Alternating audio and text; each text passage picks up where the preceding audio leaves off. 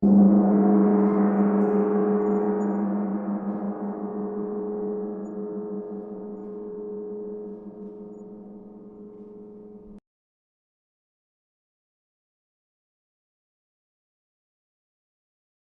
I'm Grand Master Chuck Beyersdoerfer. Welcome to the KWAhnDo Show. We are going to do an interview today with Grand Master Frank Herzog, who has been a judoka most of his adult life. He is a well-known champion and instructor in the Cincinnati area, Hamilton, Ohio area. He is a legend in judo here in this area. Grand Master Herzog. Yes. Tell me a little bit about yourself. Got interested in judo when I was about 13 or 14. I belonged to a boxing club put on by the fire department many years ago. So I used to sneak in the YMCA and hit the bag, a little bit, sneak in. And one time I heard this loud scream, yeah! And I heard a big thud, boom! What is that? So down in the old YMCA over on 3rd Street, was a boiler room, and in this boiler room was this mat, and all these guys running around in a bunch of pajamas, and they'd grab each other and they'd throw each other to the mat and scream. And I thought, wow. I belonged to a little gang back in those days. I was raised in not the good part of town, but I thought, if I learn some of that stuff, I'll be number 1 instead of number 2 in my neighborhood, no doubt, because you had to fight a lot in my neighborhood. So I went and watched how it was. I didn't know it was judo then. I watched and I walked over to a gentleman named John Purvis, who was my instructor later. And I said, hey, I'd like to learn some of this stuff. He said, oh, you want to learn judo, do you? I said, yeah, I think it's interesting. He said, tell you what, do me a favor, come here and sit in that corner over there and watch. Okay, so I went and sat down in the corner, me being a young little punk. So I did that for 3, maybe 4 practices. Every time I come, he'd sit me in the corner and have me to watch. So one time I jumped, I said, hey, I didn't come here just to watch. I want to learn some of that. He said, oh, would you like to do judo? Yeah, that's what I want. Okay.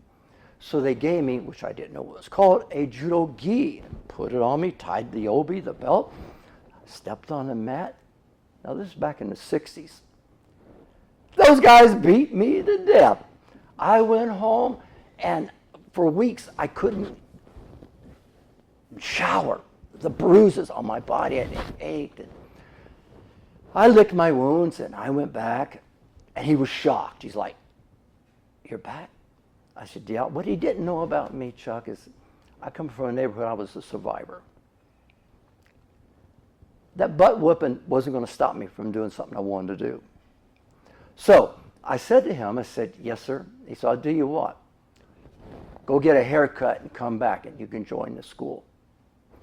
Get a haircut. And you have to understand, back in the 60s, long, beautiful hair, flow. Yeah. I mean, I had the ducktails, the pompadour, and everything else goes along with it.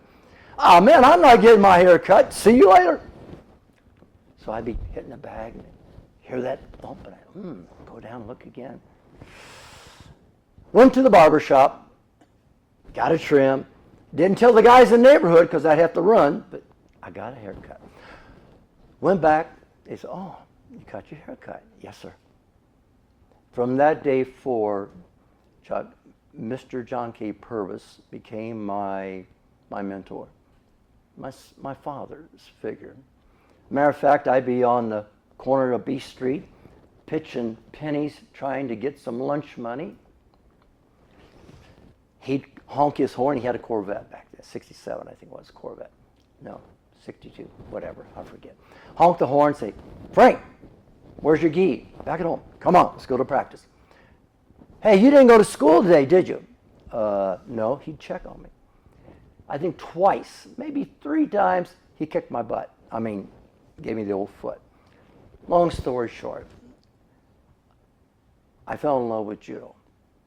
It really was a lifesaver for me. So, as I developed in the judo and we started traveling, I understood what judo was really all about.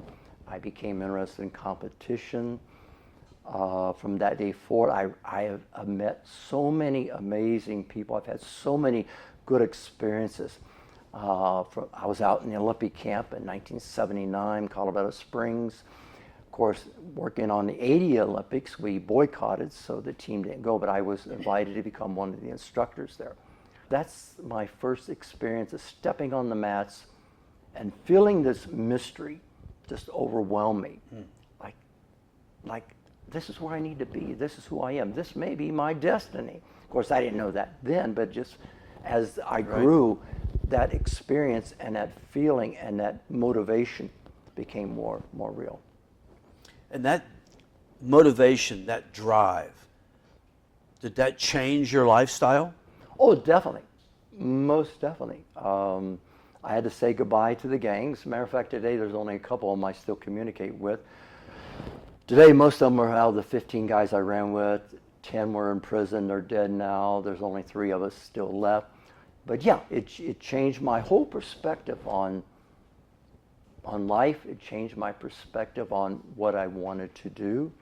As a matter of fact, Mr. Purvis was a supervisor at juvenile detention, Butler County. And when he left to go into the fire department, I took his job. And good or bad, but I was there 30 years, and I worked my way through the ranks and back to school and everything, and became the deputy chief superintendent there. So wow, that's changed my life. That's the part. The martial arts can change kids' lives, adults' lives. Absolutely. It could all of a sudden give you a drive that you didn't know was there. Instead of being a gangbanger, you decided you wanted to be a body banger. Yeah, never thought of it that way. Yeah, get to throw people around, right? So, I mean, that's what we're here for. That's what we do. Correct. And over the course of time, you've had how many students? I wouldn't want to lie, but if I could say close to hundreds, close to maybe 1,000 that walked across the years of the school. But note this, after Mr. Chung left, I'll get into history about him too as well. Right, right. But I was in 17 different locations in Hamilton, the YMCA, church basement, here, this guy's garage. I mean, to keep judo alive, yes, I had to make sacrifices as well. And today, here in our tri-state area, there aren't, that I know of, any strictly judo clubs. Correct.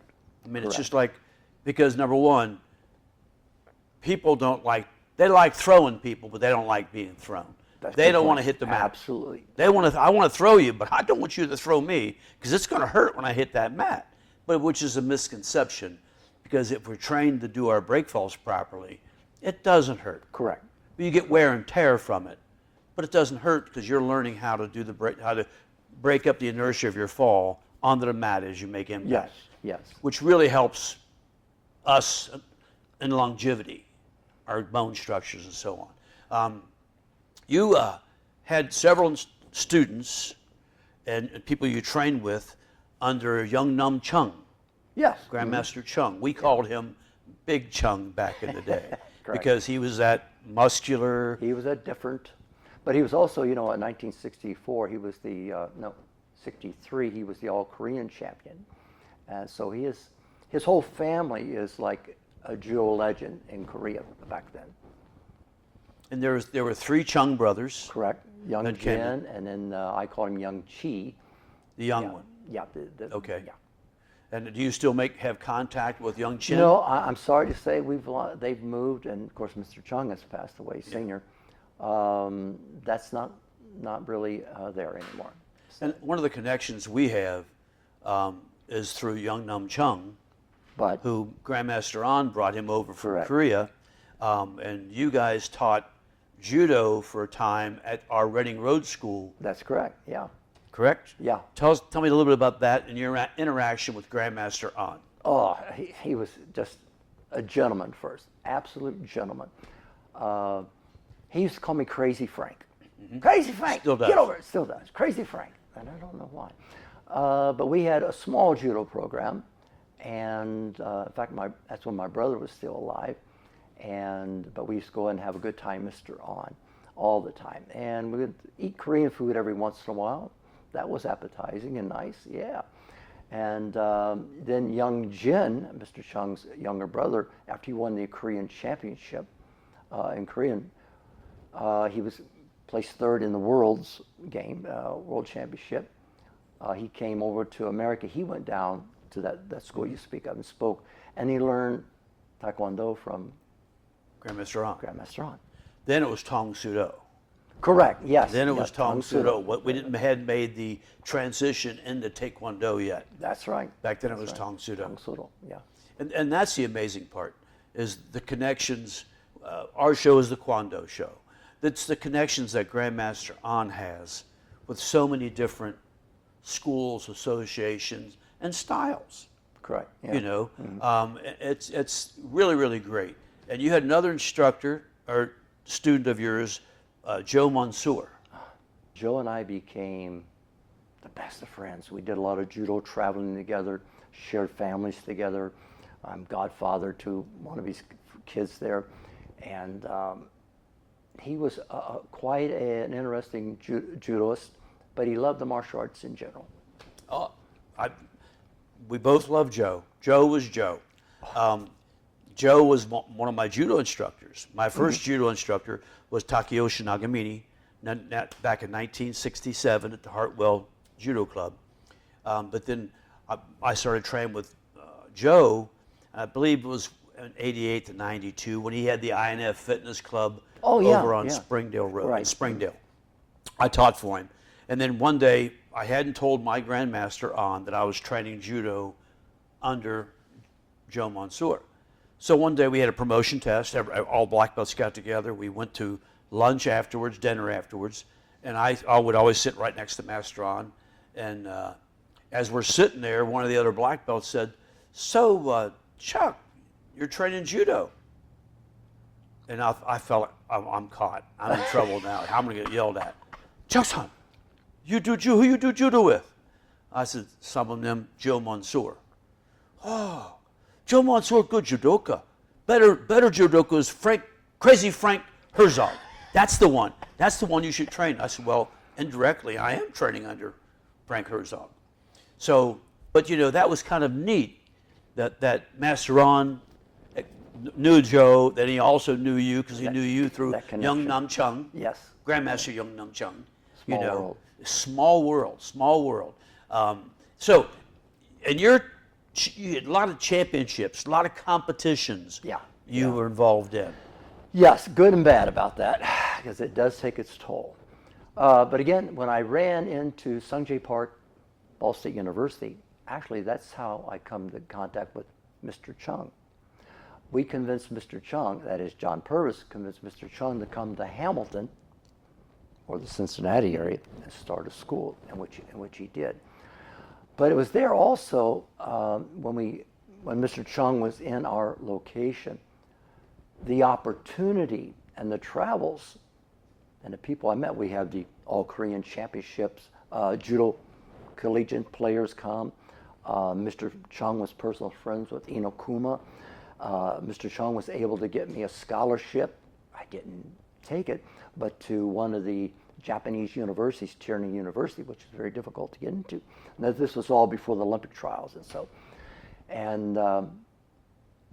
but my real technical understanding and advantage to competition came from his younger brother, and I was with him for 4 or 5 years training.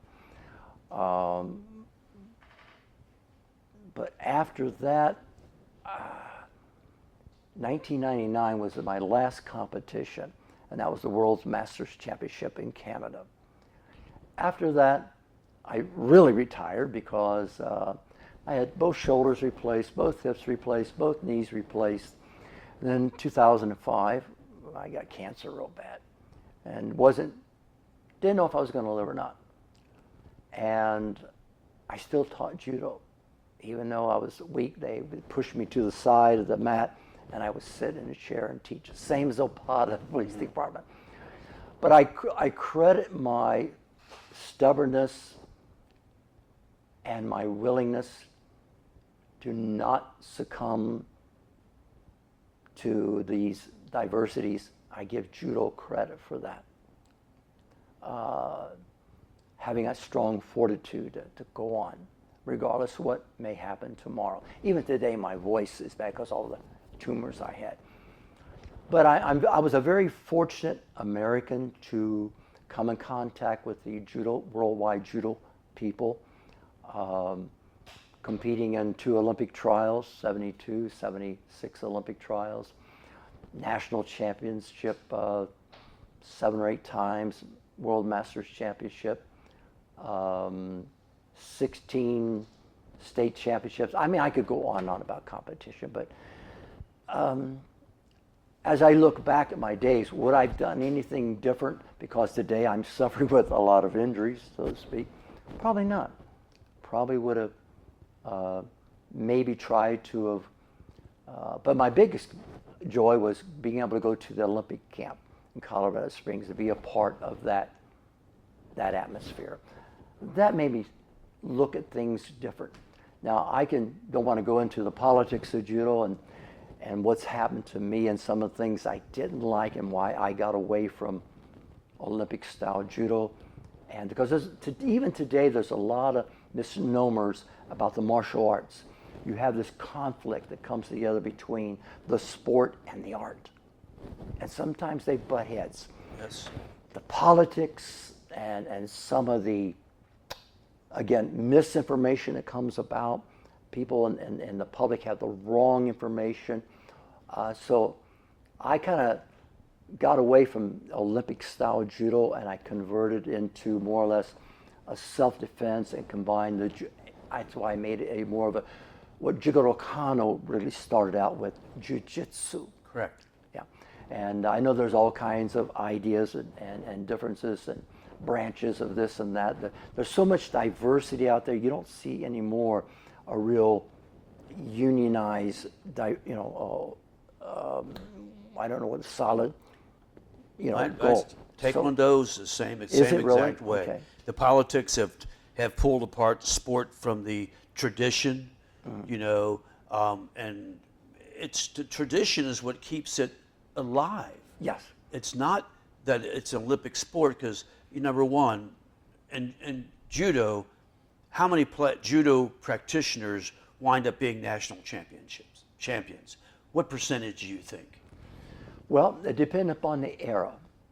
For example, in the 60s, in judo, it was going up compared to international. And after 64 Olympic Games, it goes on, and then we start hitting a decline before the fact that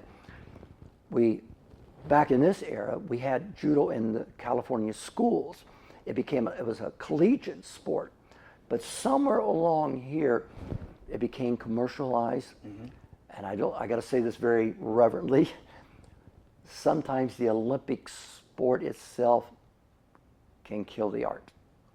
And as I seen the judo start to go down the popularity, but going back to your original question, it's probably the same about how many basketball players become Pro ball players. Yeah, NBA champions. It's low. I know in Taekwondo, only 3% of Taekwondo practitioners across the country become national competitors or national champions. That's a good figure. It's kind of crazy because that means 97% of the people want the tradition. They want the discipline. They want to learn the self-control, self-respect. Not everybody wants to be an Olympic champion. Exactly. And Olympics, you train. I'm not taking anything back from the Olympians. I have friends that are Olympians, and they work their tails off to get there. But they are changing in the Taekwondo world in the Olympics. It evolves. They're devolving it, in my opinion. Okay, yeah. There used to be technique, good hard technique. Now it's pitter-pat. And some people will hate me for saying that, but it's true. Where you used to be able to score and make, you would really, that's a point. I can see that's a point. Now that was a fancy point, But so, and judo and taekwondo have similarities there, and karate, the same thing, because people are there for the tradition. Mm-hmm. The judo, they want the discipline. I did. I wanted the discipline. I wanted the control, and I liked how it felt. Correct. I like being thrown because when you're throwing me, I'm learning. I should be learning. If I'm not, then I'm hitting the art the wrong way. And then when I go to throw someone, if I have a hard time throwing you, I'm learning. I'm learning. Okay, I got to change this foot. I didn't get my hip into it. My wrist didn't get turned. You know, so there's so many things, and you competed in so many championships, but you hold the record for most wins in the Ohio area. Circuit. Yeah. I think it's like 382, and I only lost 38. Frank, what are your favorite martial arts movies? Which one of your favorite martial arts movies? I like the one where Demara, however you want to pronounce it, and Wesley Snipes and Sean Connery, The Rising Sun. Oh. I love them. I got a chance to meet him too, by the way. And he's quite a karate personality. Yeah, yes, sir. But he was quite a character anyway. Had a good time with him. The Samurai. Oh, yeah. I cried. I was all 10 times. I cried every 9 times. Which Samurai? The Last Samurai? The Last Samurai. Oh, yeah, Tom Cruise. Yeah, you know, I don't like him, but I loved him in that movie. You know, it was good. It was a motivational movie. It was. It had the insights that we don't realize are true. It really that you learn by failure that you need to improve. Yeah. And if you don't learn by failure that you need to improve, then you failed. Yeah. Ultimately. So how about the favorite martial arts movie star? Nakamura, John Osako. Yeah. There's so many that I could go with. Well, I was interested in judo first, and that kind of made the seed for me to grow. Yeah. You know, it really did, and I branched out into different things, but I still teach judo to this day. Okay, and part of it's dedicated to Master Mansour. But it's funny because there was a movie, older movie, and I don't know what year it was out, maybe the 40s or 50s. It was Bad Day at Black Rock. Oh, yeah, okay. With Spencer Tracy. Yeah, okay. And he did judo, or he did more jujitsu in that than judo. Correct. And then, of course, 007, one of his first movies, there was some judo that was involved in that. So, I mean, in judo, did judo come from jujitsu? Yeah, Jigoro Kano in 1882 and a little bit before that, he was a jiu-jitsu master. That's the funny thing about the master. He only studied jiu-jitsu for 6 years or so, and he's the master, you know. But in his jiu-jitsu energy and his knowledge, what he wanted to do, he wanted to make it safe to practice because the injury rates in jiu-jitsu was very high. Oh, I just took your eyeball out. I'm sorry. Oh, I just broke your arm. So sorry. So him being an educator, he knew that he could transition his... There was many jiu-jitsu schools, and he challenged a lot of them, and they won. So to distinguish his jiu-jitsu from their jiu-jitsu, he called his judo, the gentle way, so nobody gets hurt. And from there, he wanted his judo to eventually become into the scholastic intellectualism of it and become a art and sport. Now we can argue whether that's bad or good. Right. Many of the judo players, even back then, he started the Kodokan, which is the mother school of Japan, which my certificates are from. And from there, as the Kodokan became the chief educator into the world, they went and spread judo into Brazil and talk about the Gracies who studied under some of the Japanese players, and they kind of took hold and went on from there. So martial arts, whether it's judo, jiu-jitsu, karate, taekwondo, tong sudo, whatever it is, it has a benefit. Yes, absolutely. To adults, to kids, to help them grow. Yes. Did you enjoy teaching students and watching those students evolve? Yes, that was probably a great motivation for me. Pouring my life into their life. learned early though, I wasn't going to pour my life into a rat hole. Right. There had to be something about the students that was reciprocal. Right. You know, and long as that instructor-student relationship could develop, I was good for them. Right. So that was important to me. But I also find out, and I think Chuck, you share the same, there has to be a passion in the instruction. Yes. Yes. If there's no passion, no love there for the art, 100% agree. you won't survive. God, I you know, as a Taekwondo, Tong Sudo, Hapkido, Judo instructor, I love watching my students grow. And I want my students to be better than me. That's my goal, is when they become better than me, I've done my job. Absolutely. I've done my job. Absolutely. You know, so that's really important. I did have one student I can't take a whole lot of credit. I started her in Judo. Oh yes, I was going to ask. I was getting ready to ask you about two-time Olympic gold medal. Kayla Harrison. I still get to say hey to her and share in her glory a little bit. Good girl. So overall, I mean, in Judo and Taekwondo or anything else, it's all about the true art. The martial arts should benefit us in three different ways, I think. We realize, one, the shortness of time, the length of eternity, and the value of a soul. If you can express those interests into the lives of people, that's what the martial arts is about, my opinion. Very good opinion. Very good opinion. With that said, Frank, I'd like to close the interview. And if anything else, it's been a great honor to sit with you and get some insights from you. And once again, as we always say, Kamsahamnida. Yes, Kamsahamnida.